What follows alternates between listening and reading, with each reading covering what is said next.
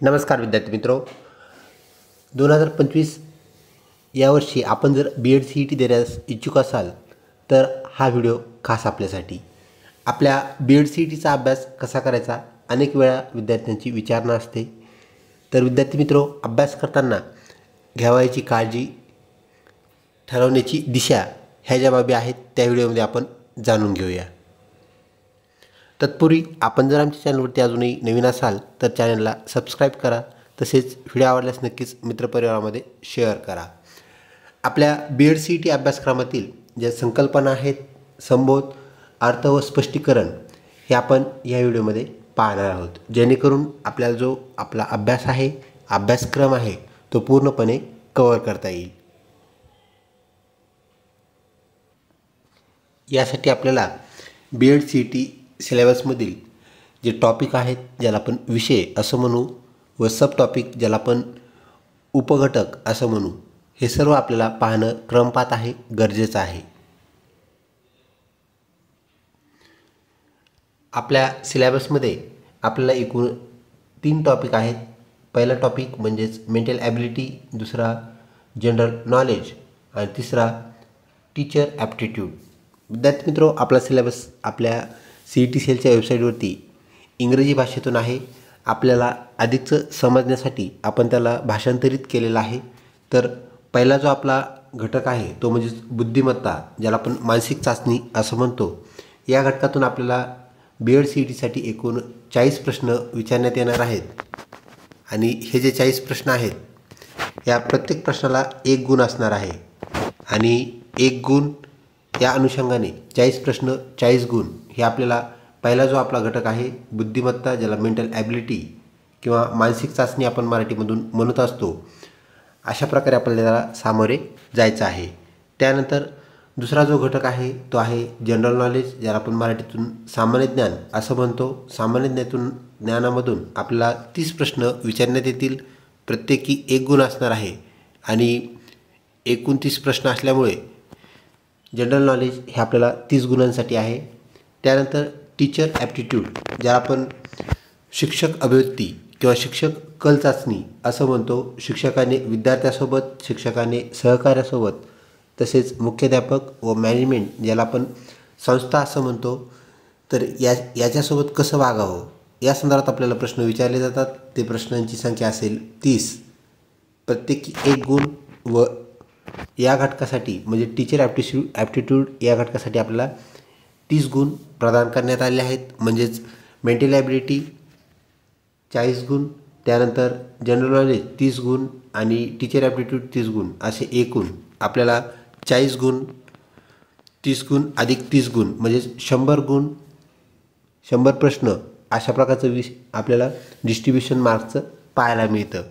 तर आता हे जे घटक आहेत, विषय आहेत, यातही आपल्याला काही उपघटक दिलेले आहेत, ज्याचा अभ्यासक्रम अंतर्गत आपल्याला समावेश झालेला पाहायला मिळतो. त्याचाही आपल्याला विचार करणं गरजेचं आहे.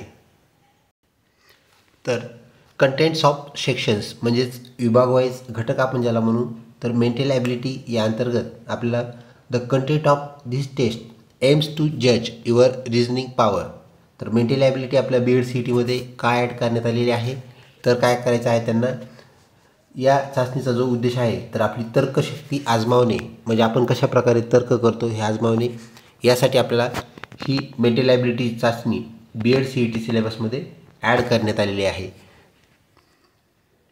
त्यानंतर इट ऑल्सो हेल्प्स टू जज how accurate you can think. आपली जी विचार करण्याची जी पद्धती आहे, आपण कशी विचार करतो आणि आपल्या विचारामध्ये असणारी अचूकता जी आहे ती टिपण्यासाठी ह्या चाचणीचा वापर CET सेल करणार आहे. त्यानंतर this test will contain questions based on series. तर यात प्रश्न कशा प्रकारचे असतील, तर ते सिरीजवरती, ज्याला आपण मालिका असं म्हणतो. तर मालिकेमध्ये 2 प्रकार आहेत, त्यामध्ये अंकमालिका आणि अक्षर मालिका, ज्याला आपण लेटर सिरीज आणि नंबर सिरीज असं म्हणतो. या प्रकारचे प्रश्न आपल्याला मेंटल ॲबिलिटी या अंतर्गत विचारण्यात येणार आहेत. त्यानंतर सिलॉजिझम, ज्याचा अर्थ आहे तर्कसंगती, म्हणजे तर्क लावून त्या प्रश्नांची उत्तरे आपल्याला शोधावी लागतात, द्यावी लागतात. याही प्रश्नांचा समावेश आपल्या सिलेबसमध्ये आहे. त्यानंतर कोडिंग डिकोडिंग, तर त्याला आपण सांकेतीकरण विसंकेतीकरण असं म्हणतो, यावर आधारित प्रश्न आपल्याला विचारले जातील. त्यानंतर रिलेशनशिप म्हणजेच नातेसंबंध, यावर आधारित प्रश्न आपल्याला विचारले जाणार आहेत. त्यानंतर ॲनॉलॉजीज ज्याला आपण म्हणत असतो म्हणजेच सहसंबंध. त्यानंतर वर्गीकरण क्लासिफिकेशन म्हणजे सारखे घटक आणि वेगळे घटक, यावर आधारित प्रश्न ज्याला आपण वेगळा शब्द निवडा असंही म्हणत असतो, आपल्याला विचारले जातील.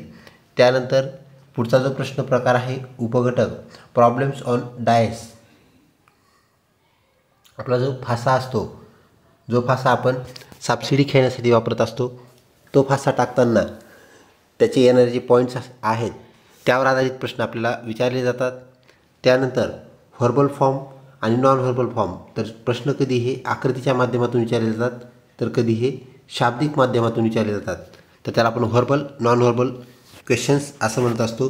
तर मेंटल ॲबिलिटी हा जो घटक आहे तो आपल्याला 40 गुणांसाठी आहे. त्यानंतर पुढचा जो घटक आहे तो म्हणजेच जनरल नॉलेज. तर जनरल नॉलेजमध्ये आपल्याला the aim of this section is to test how well you are acquainted with the happenings in the surroundings at local, international, national, international level, including past events म्हणजे पाठीमागे घडलेल्या घटना. त्यानंतर current affairs, चालू घडामोडी आपण ज्याला म्हणतो. तर चालू घडामोडी काय मग, तर science and technology, then history, geography, civics, political science and literature in general. तर यामध्ये भूतकाळातील ज्या घडलेल्या घडामोडी आहेत याचा समावेश आपल्याला या अभ्यासक्रमामध्ये असणार आहे. त्यानंतर विज्ञान आणि तंत्रज्ञान, त्यानंतर इतिहास, भूगोल, नागरिकशास्त्र, राज्यशास्त्र आणि साहित्य यासह स्थानिक, राष्ट्रीय, आंतरराष्ट्रीय स्तरावरील ज्या आजूबाजूला घडणाऱ्या ज्या घडामोडी आहेत यावर आपण कसा विचार करता, कसे आपण त्याच्याशी परिचित आहात, म्हणजेच करंट अफेअर्सबद्दल आपल्याला किती नॉलेज आहे हे या घटकातून तपासण्याचा उद्देश आपल्या CET सेलचा आहे. तो म्हणजेच घटक क्रमांक 2 जनरल नॉलेज हा होय.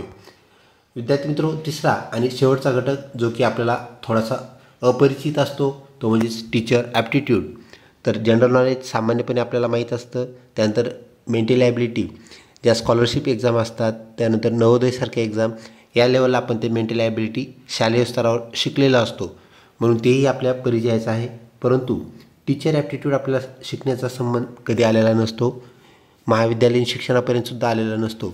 तर हा एक तिसरा घटक जो आहे तो आपल्याला महत्त्वपूर्ण लक्षात घेणं गरजेचं आहे. The test aims to know your capacity to become a teacher. आपल्याला टीचर होण्यासाठी ज्या कॅपॅसिटीज क्षमता आवश्यक आहेत त्या आपल्यामध्ये किती प्रमाणात आहेत हे जाणून घेणं ह्या टेस्टचा उद्देश आहे. It will contain questions related to your keenness to update your knowledge. आपलं जे नॉलेज आहे, आपल्याकडे असलेलं ज्ञान जे आहे ते आपण कितपत ह्या पेशाशी म्हणजे शिक्षक जो प्रोफेशन आहे त्याच्याशी निगडीत कितपत आपण योग्य आहोत हे आपल्याला विचारणा या प्रश्नातून होणार आहे. Then leadership qualities in teacher. तर शिक्षकामध्ये असणाऱ्या ज्या लिडरशिप क्वालिटी आहेत त्या कशा प्रकारे आपल्यात डेव्हलप झालेल्या आहेत. त्यानंतर awareness about changes in education and society. तर सध्या समाजात शिक्षणाबद्दल होत असलेले जे बदल आहेत त्याबद्दल आपण किती जागरूक आहोत हे पण इथून आपलं तपासलं जाणार आहे. त्यानंतर कम्युनिकेशन, शिक्षक पालकासोबत कसं बोलतात, शिक्षक विद्यार्थ्यासोबत कसं वागतात, त्यानंतर सहकार्यासोबत तसेच मॅनेजमेंटसोबत कसे वागतात, त्याला आपण संवाद म्हणूया. तर शिक्षकाचा सर्वांशी असणारा संवाद यावर आधारितसुद्धा प्रश्न आपल्याला विचारले जाणार आहेत. आणि त्यानंतर प्रोफेशनल कमिटमेंट, शिक्षक त्याच्या शिक्षकी पेशाला किती प्रकारे वचनबद्ध आहे हेही यातून जाणून घेतलं जाणार आहे. तर अशा प्रकारे जो आपला सिलेबस आहे तो आपल्याला इथे सांगता येईल. यातील जे उपघटक आहेत त्याची आपण डिटेल चर्चा करणार आहोत. तत्पूर्वी आपण जर अजूनही चॅनलला सबस्क्राईब केलं नसेल तर चॅनलला सबस्क्राईब करा व व्हिडिओ आवडत असल्यास नक्कीच लाईक करा. The test will comprise of multiple choice objective type questions with 4 option. तर ही जी आपली BEd CET आहे, चाचणी आहे, यामध्ये 4 पर्यायासह एकाधिक निवड वस्तुनिष्ठ प्रश्न म्हणजे ज्याला ऑब्जेक्टिव्ह आपण म्हणतो, ज्याला आपण MCQ म्हणतो. तर आपल्याला फक्त MCQ माध्यमातूनच प्रश्न विचारले जाणार आहेत. मग ती मेंटल ॲबिलिटी असो, टीचर ॲप्टिट्यूड असो किंवा जनरल नॉलेज. त्यानंतर there is no negative marking system for this test. तर निगेटिव्ह मार्किंग नाही, हा आपला एक पॉझिटिव्ह पॉईंट आहे. म्हणजे ह्याच्यात निगेटिव्ह मार्किंग कुठलीही नाही. आपला एखादा प्रश्न चुकला तर गुण वजा होत नाहीत, ही गोष्ट आपण लक्षात घ्या. त्यानंतर या परीक्षेसाठी निगेटिव्ह मार्किंग सिस्टीम नाही आणि ड्युरेशन जे आहे, परीक्षेचा कालावधी हा 90 मिनिटाचा आहे, ज्याला आपण 1.5 तास असं म्हणत असतो. तर 1.5 तासात आपल्याला हा पेपर सोडवायचा आहे. तर आत्ताच आपण पाहिलं आपल्याला प्रश्न सोडवायचे आहेत 100 आणि हे सोडवण्यासाठी आपल्याकडे मिनिट आहेत 90. तर या अनुषंगाने आपल्याला त्याची तयारी करायची आहे.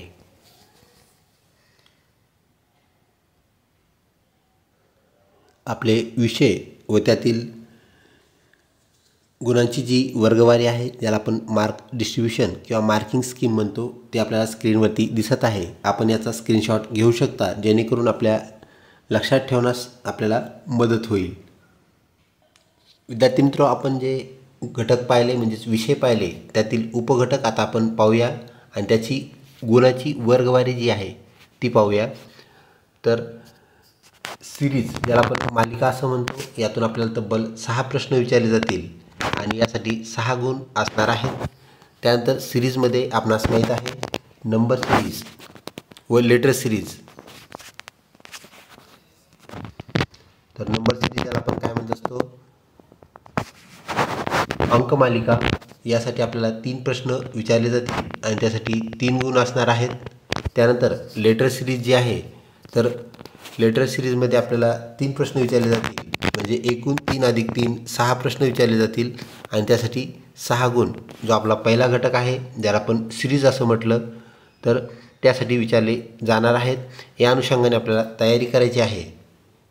त्यानंतर शिलॉजिझम, ज्याला आपण तर्कसंगती म्हणतो, तर तर्कसंगती या अंतर्गत आपल्याला 8 प्रश्न विचारले जाणार आहेत आणि हा सर्वात मोठा उपघटक आहे, हे लक्षात घ्या. तर तर्कसंगतीवरती आधारित प्रश्नही आपण आपल्या पुढच्या व्हिडिओमध्ये पाहणार आहोत. यासाठी आपल्या चॅनलला ट्यून राहा, जेणेकरून आपल्याला ह्या सर्व घटकाचे प्रश्न कसे विचारले जातात ते समजणार आहेत. त्यानंतर कोडिंग डिकोडिंग, ज्याला आपण सांकेतीकरण विसंकेतीकरण असं म्हणत असतो, तर 6 प्रश्न या उपघटकातून येतील. 6 गुण यासाठी आपल्याला असणार आहेत. नातेसंबंध, ज्याला आपण रक्ताचे नाते असं म्हणतो, तर यावर आधारित 5 प्रश्न विचारले जातील. 5 गुण त्यासाठी आहेत. ॲनॉलॉजीज म्हणजेच सहसंबंध लावणे सांगणे, म्हणजेच यामध्ये आपल्याला 3 घटक दिलेले असतात. म्हणजे ए जसे बी, ह्या 2 घटकामध्ये जो संबंध असतो, हा संबंध आपल्याला पाहायचा असतो. त्यानंतर काय केलेलं असतं, तिसरा घटक दिलेला असतो सी, आणि आपल्याला चौथा घटक जो आहे तो सांगायचा असतो, शोधायचा असतो दिलेल्या पर्यायामधून. तर प्रत्येक ठिकाणी आपल्याला पर्यायामधून उत्तर शोधायचं आहे.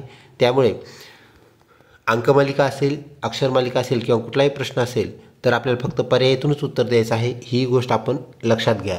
तर ॲनॉलॉजीज 5 गुण आपल्याला देणार आहे. त्यानंतर वर्गीकरण, ज्याला आपण क्लासिफिकेशन म्हणतो, म्हणजेच वेगळा शब्द ओळखा, अशा प्रकारचे प्रश्न यातून विचारले जातील. तर तब्बल क्लासिफिकेशनवर आधारित 7 प्रश्न विचारले जातील. हा 2 नंबरचा मोठा घटक आहे. जो सिलॉजिझम आपण वरती आत्ता पाहिला, त्यासाठी आपल्याला असणारे जे गुण आहेत ते आपल्याला पाहायला मिळतात. ते म्हणजेच 8 गुण, व 2 नंबरचा जो घटक आहे क्लासिफिकेशन, तो देतो आपल्याला 7 गुण. तर ह्या दोन्ही उपघटकाची आपण छान तयारी केल्यास आपला एक मोठा स्कोअर बनण्यास आपल्याला इथूनच मदत मिळणार आहे.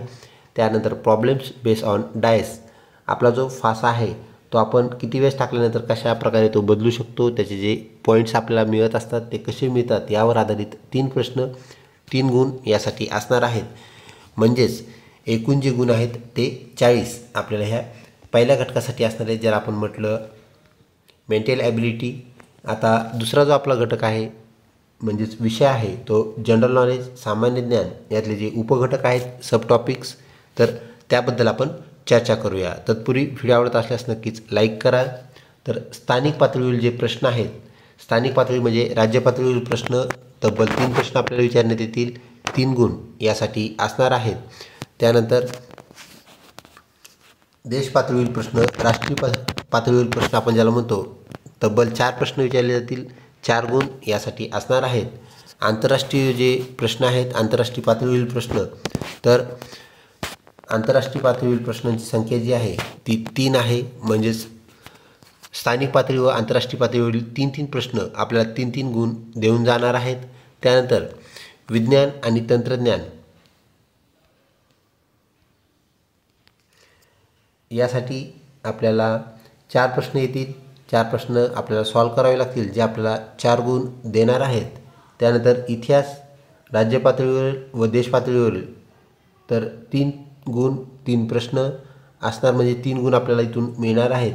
त्यानंतर भूगोल राज्य व देश म्हणजे राष्ट्रीय पातळीवरील भूगोल या अंतर्गत येणारे प्रश्न 3 प्रश्न त्यांची संख्या असणार आहे. त्यानंतर नागरिकशास्त्र 3 प्रश्न 3 गुण, राज्यशास्त्र 3 प्रश्न 3 गुण असणार आहेत. साहित्य यातून आपल्याला लेखक, लेखिका, कवी, कवयित्री याबद्दल आपल्याला प्रश्न विचारले जातील. पॉप्युलर असणारे पुस्तके, त्यांचे नावे, त्यांचे लेखक, कवी, कवयित्री, कादंबरी यावर आधारित प्रश्न विचारले जातात. तर 4 प्रश्न विचारले जातील. 4 गुण यासाठी असणार आहेत. म्हणजे एकूण आपल्याला 9 उपघटक आहेत. जे 9 घटक आपल्याला उपघटक जे आहेत ते 30 प्रश्न त्यातून विचारले जातील व 30 गुण हा घटक आपल्याला देऊन जाणार आहे, ज्याचं नाव आहे सामान्य ज्ञान.